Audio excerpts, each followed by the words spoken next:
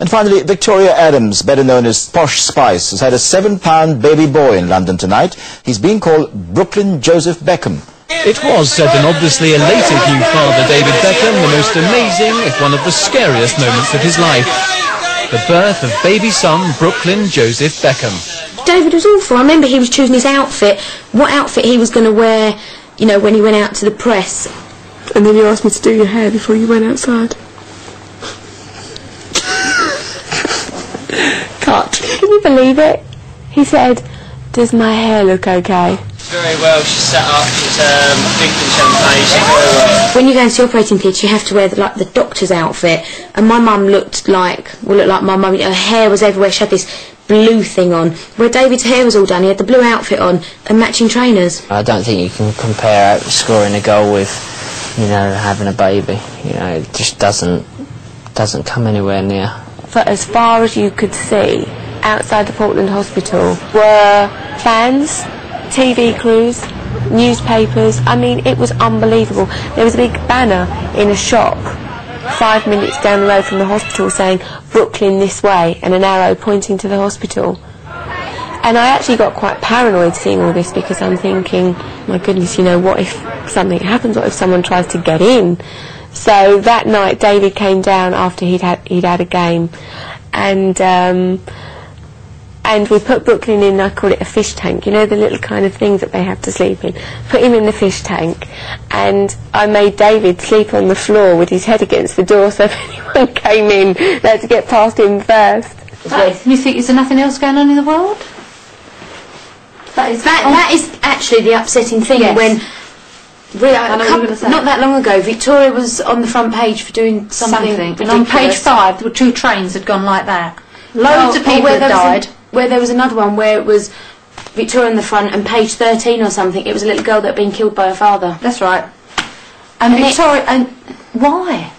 I mean, I know all these stories that are in the papers, that we've bought this and we've bought that, and we've spent so much money on jewellery and cars. People pick up the newspapers and believe that. But 99% of it is totally not true. Totally not true. And I'm so aware of what people think when they pick that up and see that.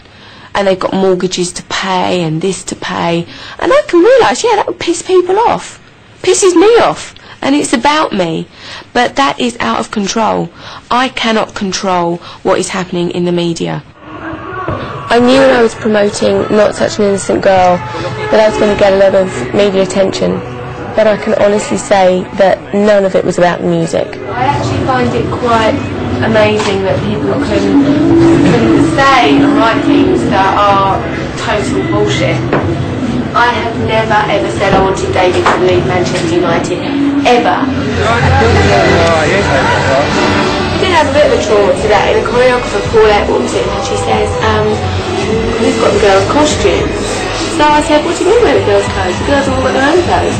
No, they haven't. So I ring up the other stylist and I say, "Where are the girls' clothes for the road show today?" "Oh, they're here with me."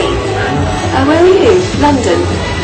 We're going on in an hour and the girls have no costumes, so thank God for Henny's, because we sent the choreographer to Henny's with like about 50 quid to style and sort of like get black combats, black tops, headscarves, accessories.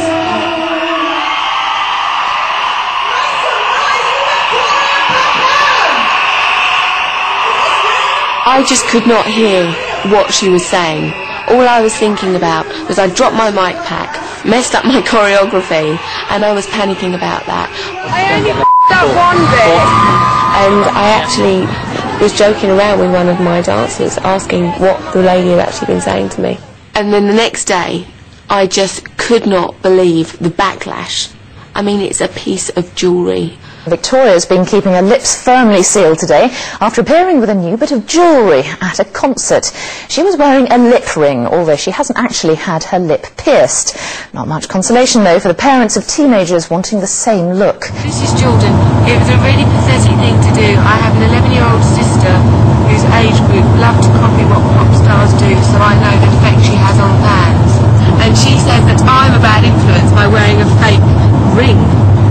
I hate to think where the hell she's got fake rings. You're really not like her? No. I think she's vile. It was funny because no one had even picked up on the fact a couple of weeks before that I'd actually had my belly button pierced. I look at all my dancers, they're all lovely and tan, nice little tummies, nice little diamonds. So I went in and they said, okay, you've got to have this bar. I said, well, I don't want that bar. They said, you have to have this for a few weeks. I said, no, I want that pretty little diamond.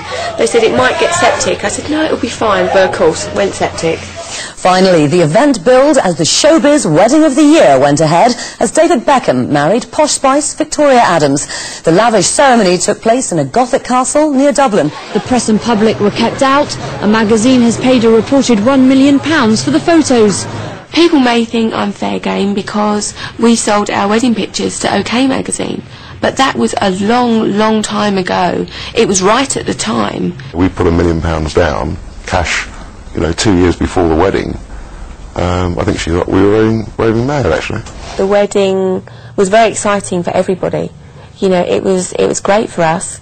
It was great for OK magazine. She realised it was a huge commercial proposition for both of us. We didn't earn out of it. We just, spent the whole money on the wedding. I'd seen an episode of Friends where they were getting married and the church they were going to get married in was being knocked down, so they basically covered the whole of the interior of this church in fairy candles, and it looked really cute, and I said that's what I'd like the place to look like when I actually get married. It took 10 months to organise, and when we arrived at the castle, we arrived 10 days before. Reams of articulated lorries full of trees, lorries with marquee equipment. In fact, I think the final total was about 380 people working on David and Victoria's wedding. When we were actually flying to Ireland, we all got on the plane, and Victoria's wedding dress was in a massive, I think it was in 2 big boxes. So we had to try and push it onto this private plane. It just physically wouldn't fit through the doors, so we had to sort of take it out of the box. We had the dress piled on top of us, and then David was at the front. We were all saying to him, don't look round, because he wasn't allowed to see the dress. I wasn't nervous at all. I don't understand why people get nervous at weddings. I wasn't nervous as Gary was. Gary was so nervous. I walked into his bedroom and he stood there with a deodorant can practicing. I didn't actually plan on the wedding being as big as it actually ended up. I mean, I think that everything and everyone did get very carried away, and you get to the stage where you think, sod it, it's my wedding day, and I'm going to do what I'm going to do. I can see it now so clearly because it's just like a picture on David's face. He was like, wow. I mean, tears in his eyes, wow, kind of thing. When she walked through the archway, it was just amazing. I mean, I felt pretty much the same. It was, when I saw him standing there, I mean, I couldn't wait to marry him. I couldn't wait to say, yes, I do, and I'm married. I knew it was right from the first moment I met her, but I think it just topped it all off when she walked through. If he was to leave me or anything like that, I would die of a broken heart. I would.